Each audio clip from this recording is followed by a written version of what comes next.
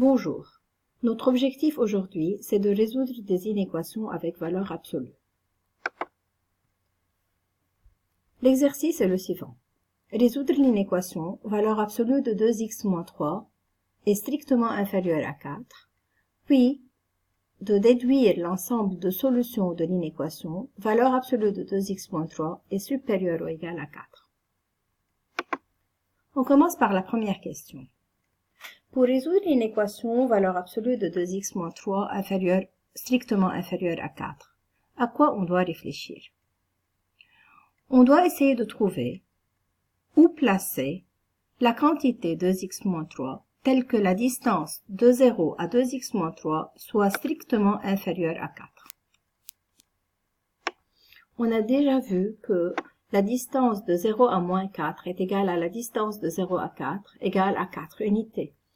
Nous voulons trouver une distance strictement inférieure à 4. Donc, où doit-on placer la quantité 2x moins 3? La quantité 2x moins 3 doit être entre moins 4 et 4. Dans ce cas, on a encadré 2x moins 3 entre moins 4 et 4. Et alors, comment peut-on encadrer x afin de trouver l'ensemble de solutions? Pour trouver x, on applique la propriété ajouter 3 à tous les membres. En ajoutant 3 à tous les membres, on obtient moins 4 plus 3, ça fait moins 1. 2x moins 3 plus 3, ça nous donne 2x. Et 4 plus 3, ça nous donne 7. En passant de 2x à x, que doit-on faire? On doit diviser par 2 tous les membres.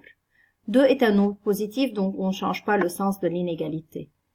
On obtient moins 1 demi est strictement inférieur à x, inférieur à 7 demi. Dans ce, on a trouvé l'encadrement de x, ce qui nous donne l'ensemble de solutions. Alors, x appartient à l'intervalle ouvert moins 1 demi, 7 demi. Donc, l'ensemble de solutions de la première inéquation, c'est moins 1 demi, 7 demi. On passe à la partie B. On va déduire l'ensemble de solutions de l'inéquation, valeur absolue de 2x moins 3, supérieur ou égal à 4. Premièrement, on a le mot déduire.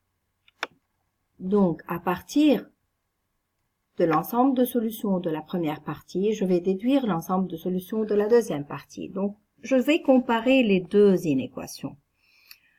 On remarque que l'inéquation de la partie B n'est rien que le contraire de l'inéquation de la partie A.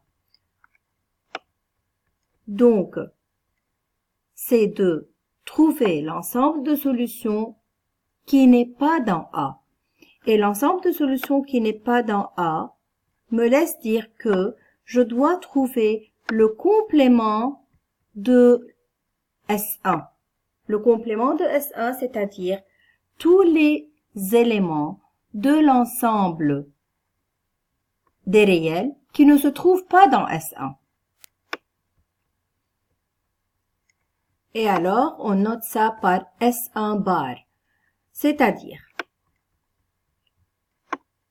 on a trouvé pour S1 tout ce qui est entre moins 1 demi et 7 demi. Donc, ce qui n'est pas dans S1, c'est ce qui est en dehors de moins 1 demi et de 7 demi. Et c'est pour cela, l'ensemble de solutions de l'inéquation 2 n'est rien que moins l'infini moins 1 demi, fermé, union 7 demi plus l'infini.